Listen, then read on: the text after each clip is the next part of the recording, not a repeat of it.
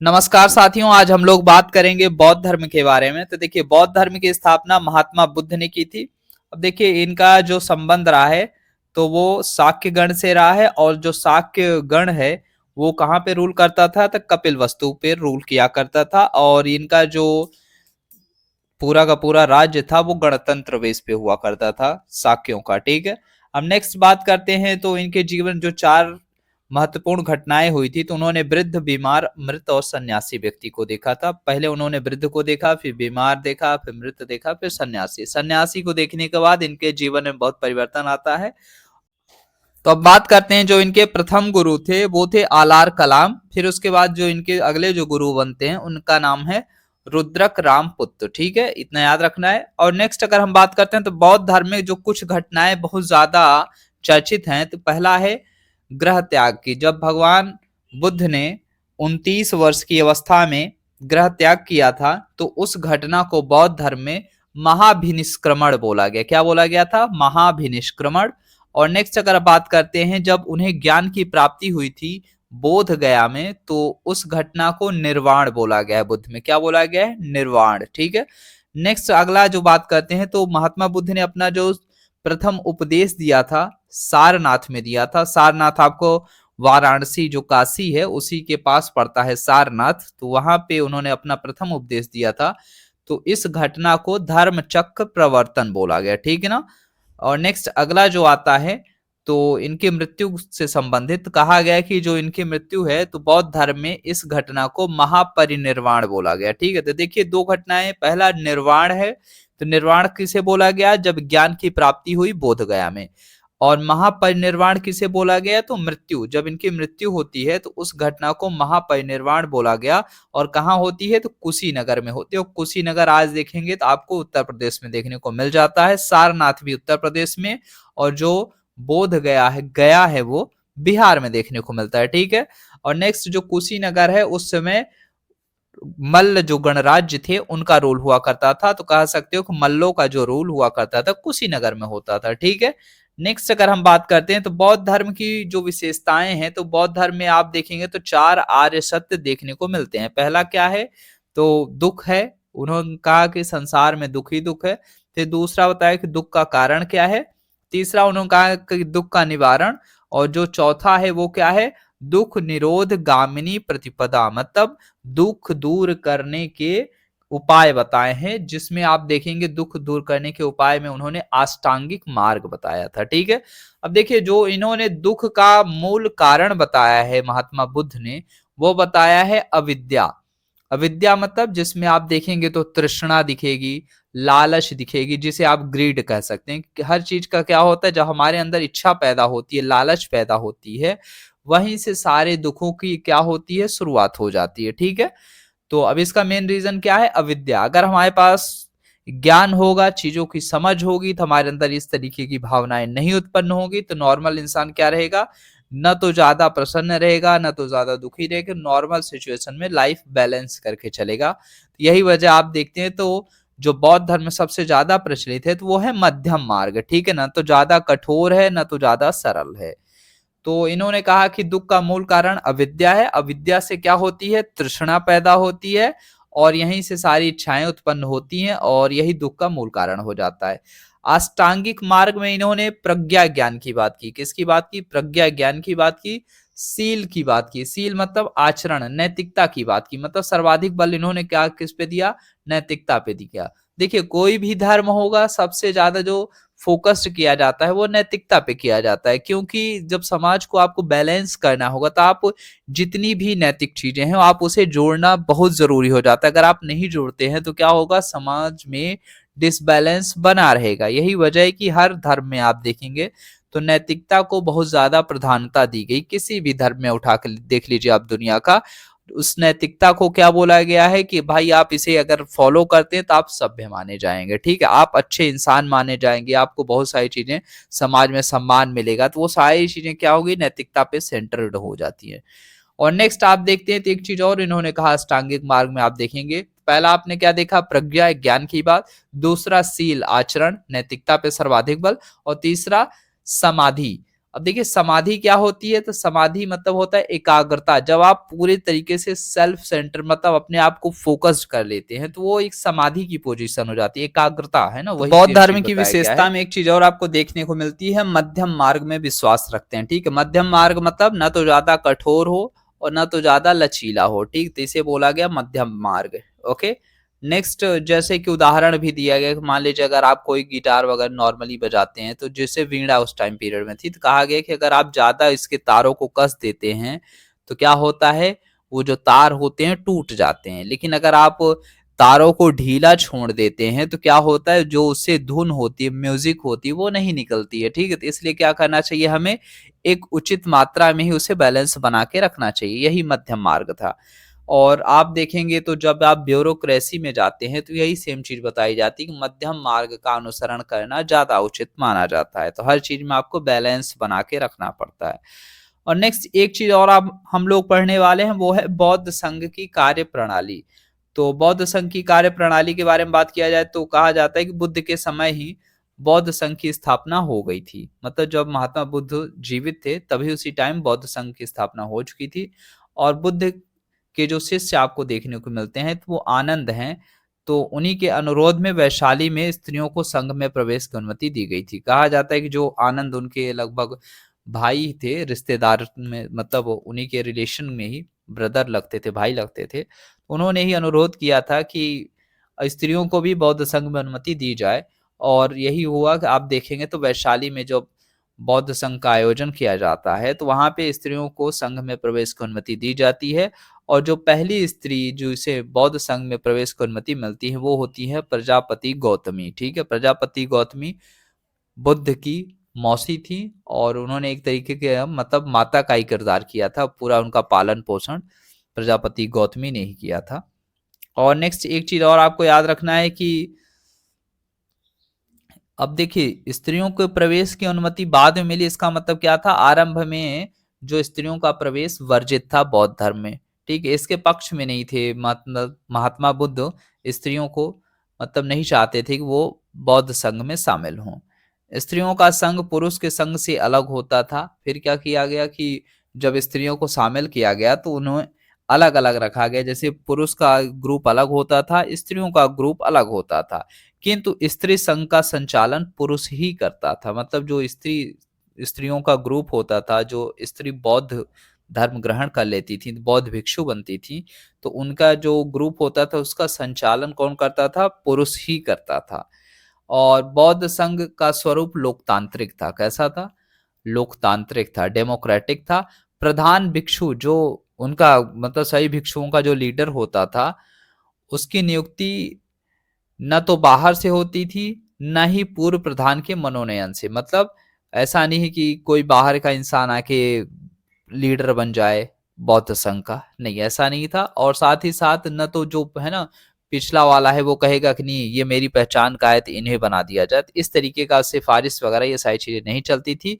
बल्कि आप क्या देखते हैं कि इसमें समस्त भिक्षुओं के मत द्वारा प्रधान का चुनाव किया जाता था। तो मतलब जो भी पूरा पूरा भिक्षुओं का ग्रुप होता था वो सब मिलके इलेक्ट करते थे, चुनते थे। ठीक है, खास बात ये आप देखेंगे तो ये लोकतंत्र में आज भी चलता है, आप देखेंगे तो। और आगे जब हम देखते हैं तो एक ये भी कहा जाता है कि संघ के सदस्यों के प्रवेश का अधिकार प्रधान को नहीं था। मतलब जो बौद्ध संघ है ना का जो लीडर होता था उसको अधिकार नहीं होता था कि वो संघ के सदस्यों को प्रवेश दिलाने का काम करे, ही नहीं, बल्कि यह काम जो वृद्ध भिक्षु होते थे बौद्ध संघ में, तो वृद्ध भिक्षुओं की एक समिति इस मामले को देखा करती थी। ठीक है ना, तो एक मतलब पूरा बुजुर्गों का एक वो होता था, कमेटी होती थी, तो वही ये प्रवेश दिलाने वगैरह का काम किया करती थी।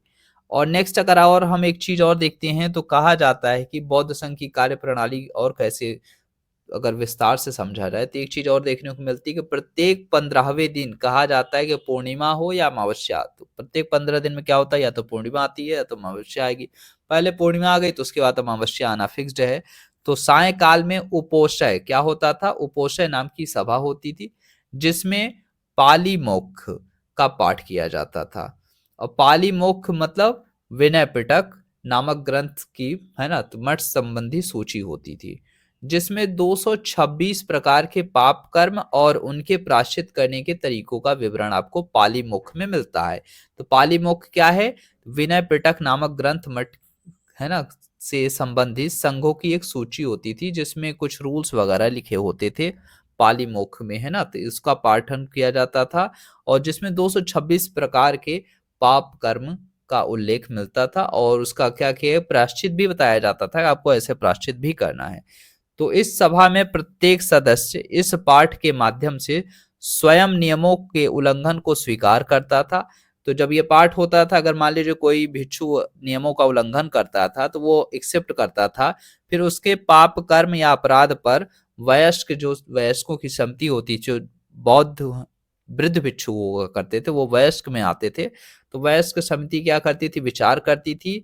यही समिति सदस्यों को प्रायश्चित करने या संघ से निकालने की आज्ञा भी देती थी कि आप अगर प्रायश्चित करने योग्य रहेगा तो उस पाप के लिए प्रायश्चित किया जा सकता है, अगर वो प्रायश्चित से भी ज्यादा बड़ा पाप हो गया फिर उसको क्या करते थे, उस बौद्ध भिक्षु को बाहर निकाल दिया जाता था।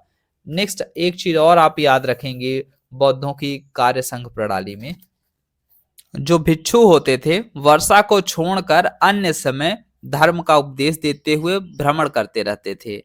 भिक्षुओं को 3 महीने तक वर्षा के दिनों में एक ही स्थान पर रुकना पड़ता था, जिसे वास कहा गया, वास या वस कहा गया है। और वस कब होता था, तो देखिए उस टाइम पीरियड में बोला गया है कि लगभग जब आप 3 महीने का टाइम पीरियड देखते हैं तो वो वर्षा का काल होता था, मतलब उस समय बारिश ज्यादा हुआ करती थी, फिर उन्हें एक ही जगह पे रुकना पड़ता था। और इसकी समाप्ति, जैसे ही वर्षा की समाप्ति होती थी तो वहां पे पवारना होता था। क्या होता था? पवारना।